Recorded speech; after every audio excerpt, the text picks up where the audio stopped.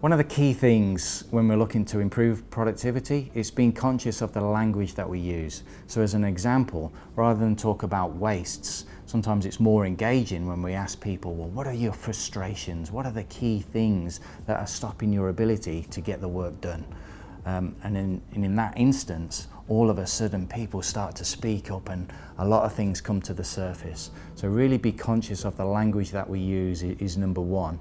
And then have a conscious effort to actually support the teams to really get rid of those frustrations and help them bring them to the surface, use the appropriate tools and techniques in the right way to then drive improvement. Lean can impact the business in a number of ways.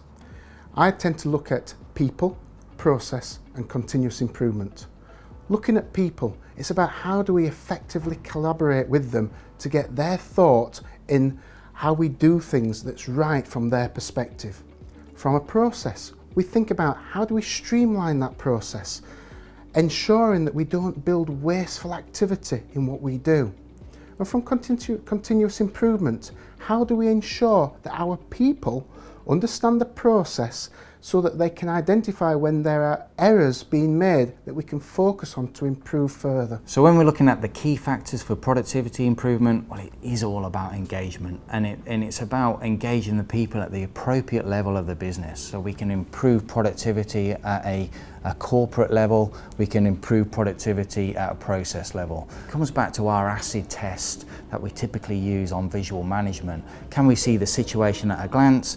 Can we expose the opportunities? And are people really inspired to make improvement on the back of it? And that is the essence of productivity improvement. It's not just about measuring for measuring's sake, it's measuring to drive habitual improvement at the appropriate level. The overall concepts of lean thinking isn't just the tools and techniques. I tend to look at it around the 5 principles. I think about value to the customer. How are we delivering that as an organisation? I look at value stream. This is looking at process. How are our activities aligning to give that value? I look at flow to ensure things move seamlessly from one team to another in that project delivery. And then finally, I look at pull and perfection. And focusing on perfection, it's about doing it right first time, every time. So keeping it simple. Use the techniques that apply to your organisation, not just the toolbox that is there that you think, I'm going to use that tool today. There are a number of tools and techniques that can be used within our industry. I'd like to focus on collaboration and visual management. With those 2 elements, we can start to use them to drive our project forward.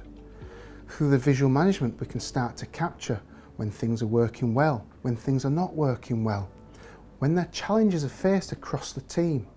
And through that collaboration and collaborative planning, we can start to identify who the influencers are that can actually take the charge and challenge forward to improvement. So when we're looking at the key factors for productivity improvement, it ultimately all comes back to our acid test.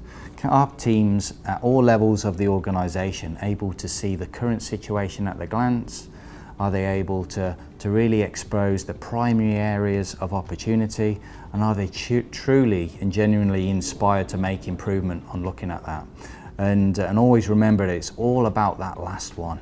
It's not about those first 2, because if we can just see the situation at a glance and expose the opportunities, but we're not inspired to make improvement, all we've got is a reporting culture.